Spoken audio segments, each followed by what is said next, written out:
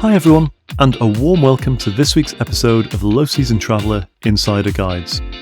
I'm Jed Brown, your host for this week's episode, and today I'm delighted to be joined by Claire French, who's our Chief Copywriter of Low Season Traveller magazine.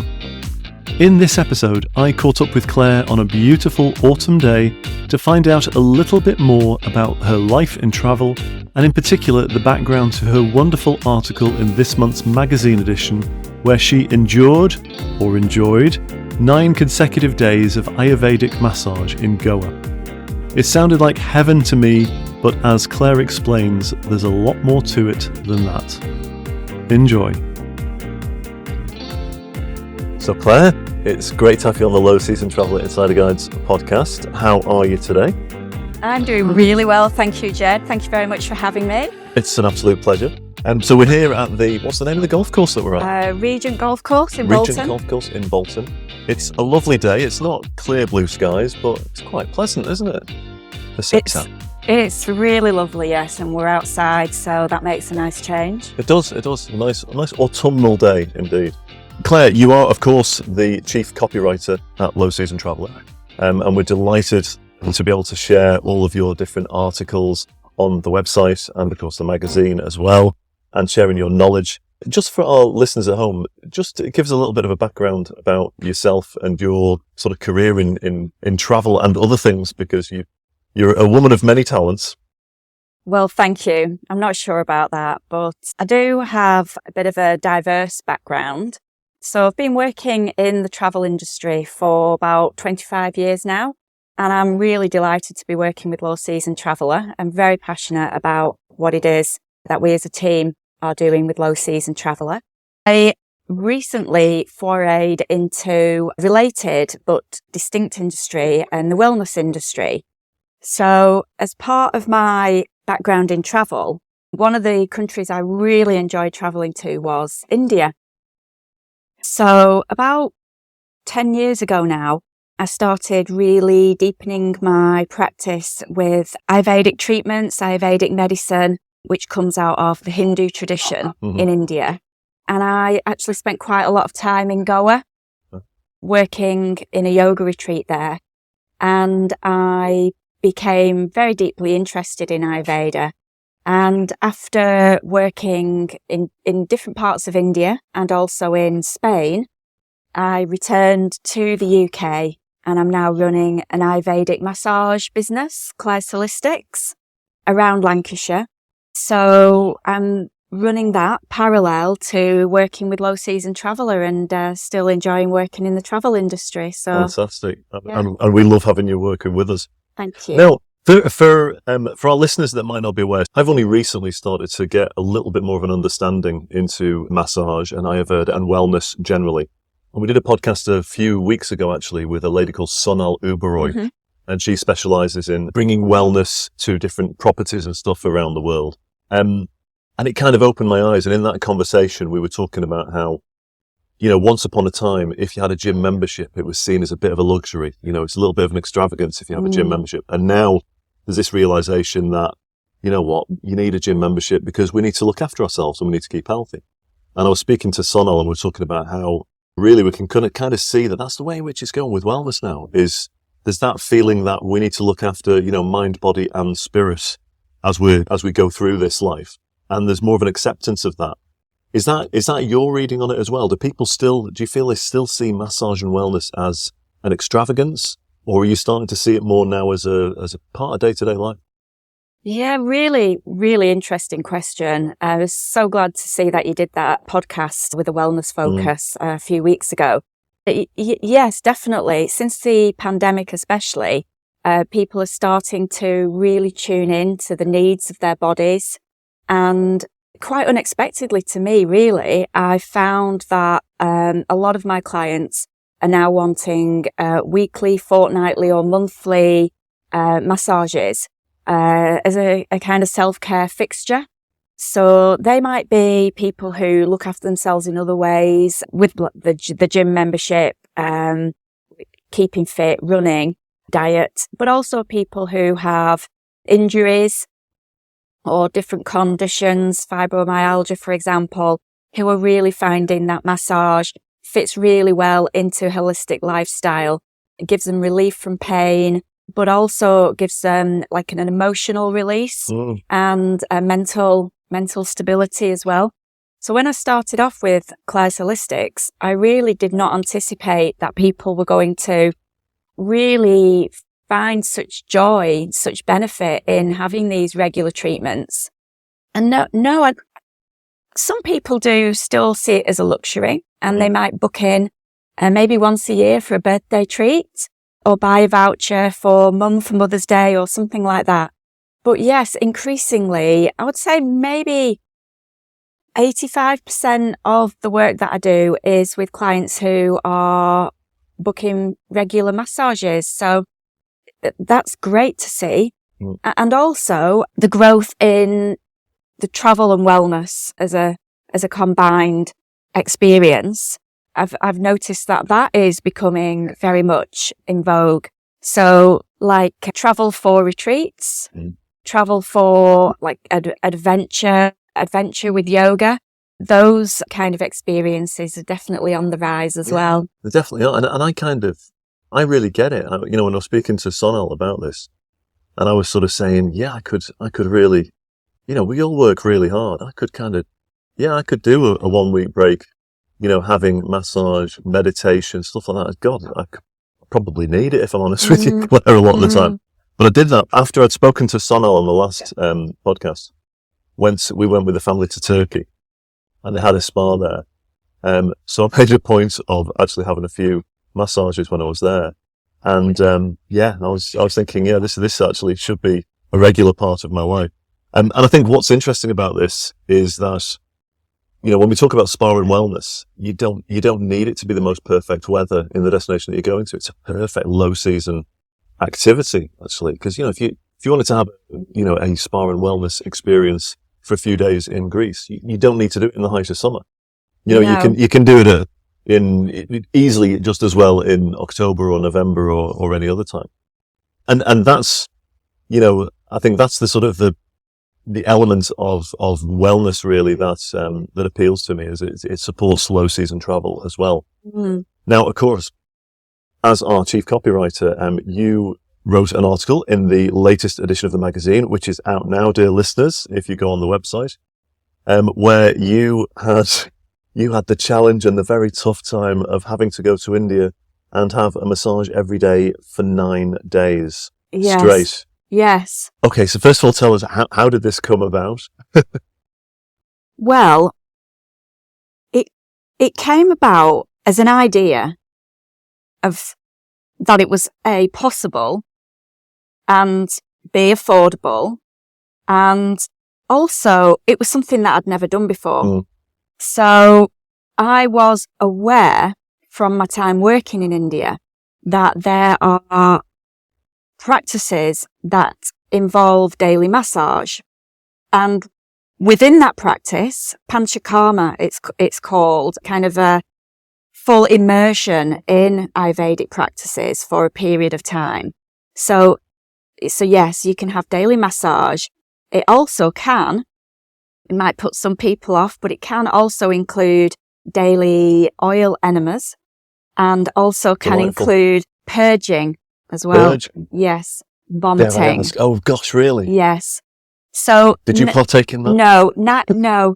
I know people who've done it. I think their experience was mixed. And that's something that I'm kind of maybe keeping for next time. But I thought starting with the 9 days of back-to-back massage seemed like something that was achievable. So I went to India, and like you say, low season is the perfect time to do it, because in low season in southern India, which is where I went, to Kerala, but Goa also has this practice, and also low season Sri Lanka as well is another place to really indulge in this practice. So the way that I developed this idea, I was lucky enough to be in Kerala for a whole month. So that allowed me chance to shop around a little bit and find a place where I wanted to be for the 9 days. You can kind of research online a little bit before you go. There's a couple of challenges there though. A lot of the more authentic places, if you like, they don't have a web presence or their website is not for English speakers. So that can be a bit of a challenge. And I also found as well that some of the places that were featured on the internet were not quite how they seemed when you arrived. So there's a little bit of a caution to do your research. there. Yes. Yeah. So I was lucky enough to be on the ground and able to shop around a little bit. So I would very much recommend to speak to an Ayurvedic consultant, Ayurvedic doctor in the resort or in the venue. And that's almost like goes without saying really, because any venue worth its salt will have a practitioner of that nature.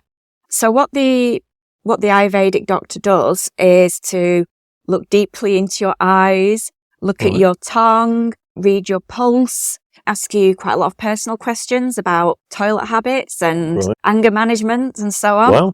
And as a result of that, they do two things. They diagnose your constitution, your body type, and they will also let you know of any element of your body type which is out of sync, out of balance. Ayurveda is all about balance. Right.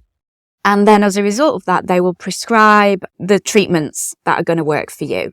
Of course, there's a little bit of toing and froing. So I had a good idea about what treatments I was interested in trying. And so with the conversation with the doctor, we came up with this schedule of treatments, which I was going to undertake. So really the practice that I did undertake, really it was just an hour's massage, an hour's treatment each day for 9 days.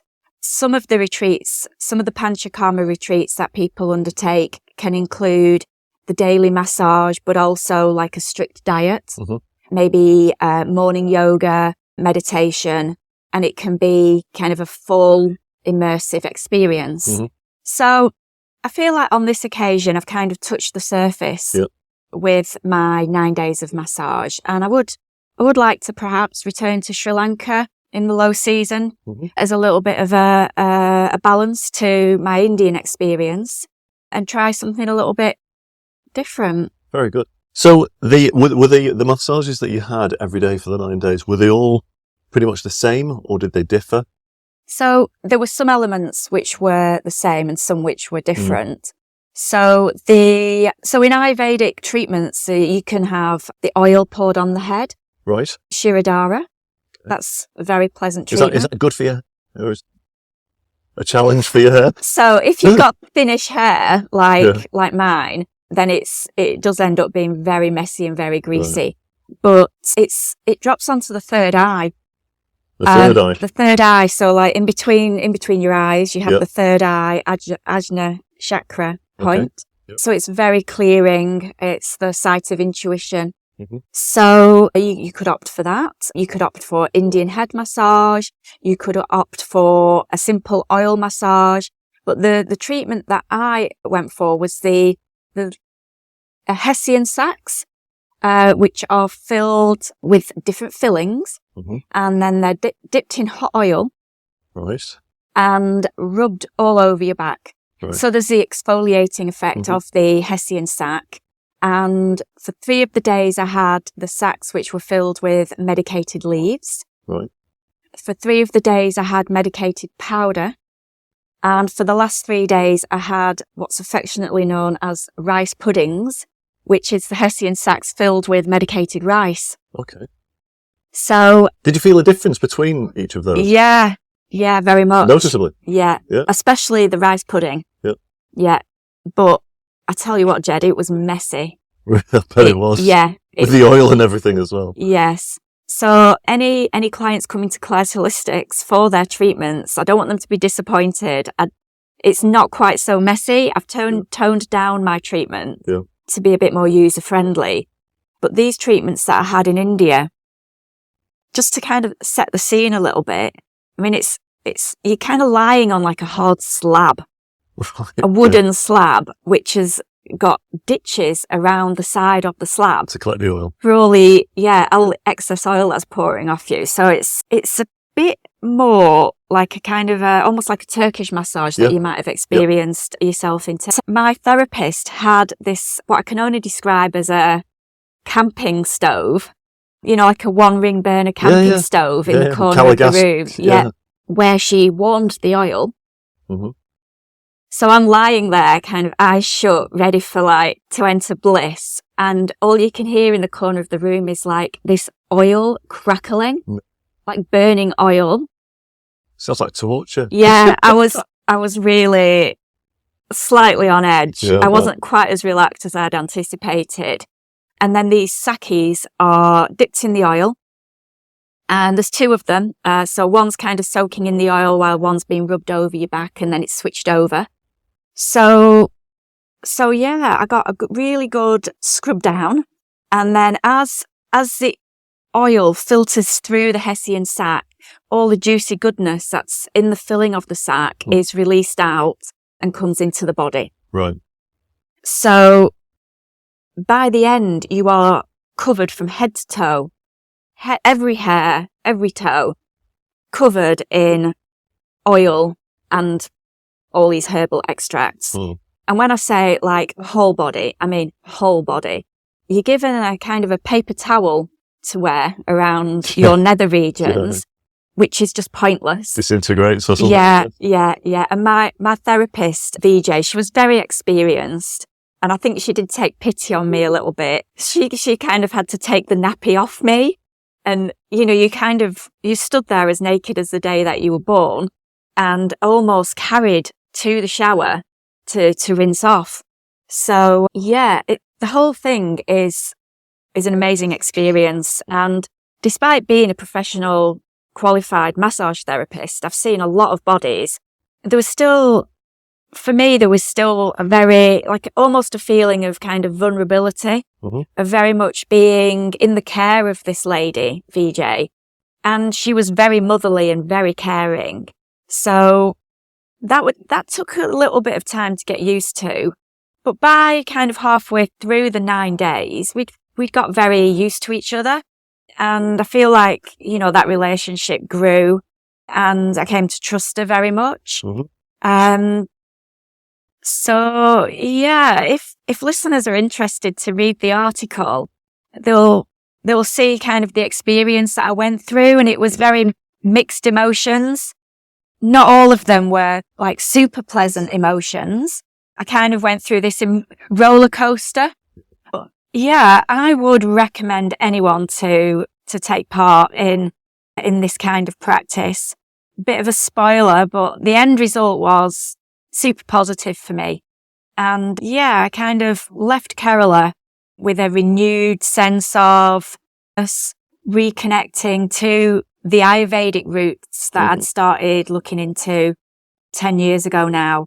And I think whatever industry you're in, however experienced you are in travel, it does the soul, the world of good to go back to basics. And, perhaps spend a little bit longer, which the low season's perfect for. Spend a little bit longer kind of really getting under the skin of some of these authentic treatments, getting to know the people who are practicing them. So, by the end of the 9 days, like I say, I developed a relationship with VJ, the therapist, and I learned a lot from her.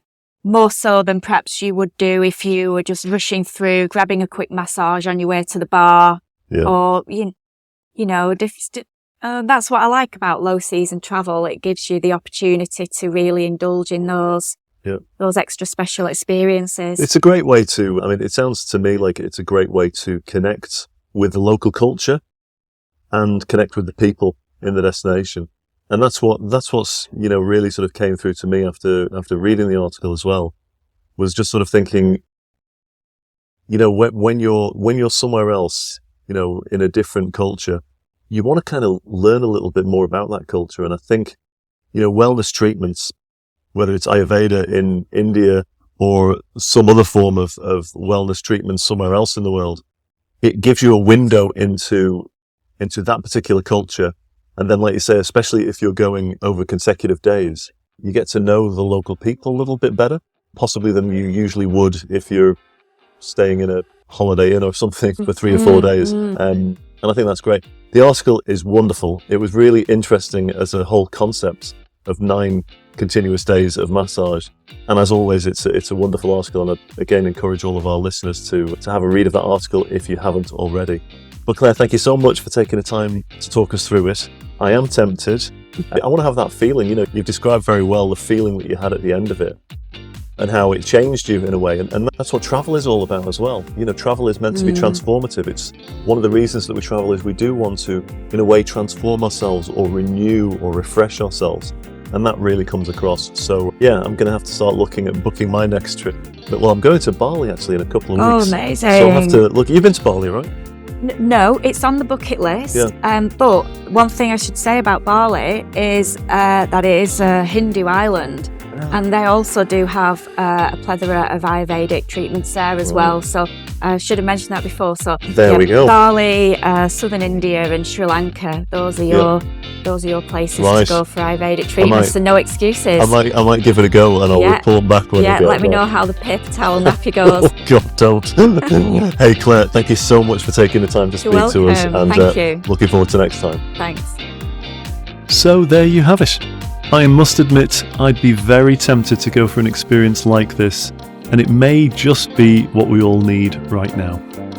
The latest edition of the magazine is available now in hard and electronic copies on lowseasontraveller.com/magazine, and I'm sure you'll agree it's a wonderful edition. Huge thanks again to Claire for all her contributions to the magazine, and of course for sharing her insights with us today too. But that is our show for this week. Thank you as always for your company. And if you enjoyed this podcast, please do leave us a positive rating and review on your podcast app. And also don't forget to follow us on Facebook, Instagram and LinkedIn to be the first to hear our latest low season stories, articles and guides. Have a great week wherever you are, and remember that travel is always better and fairer for the planet, the local communities and you the travellers, when it's without the crowds.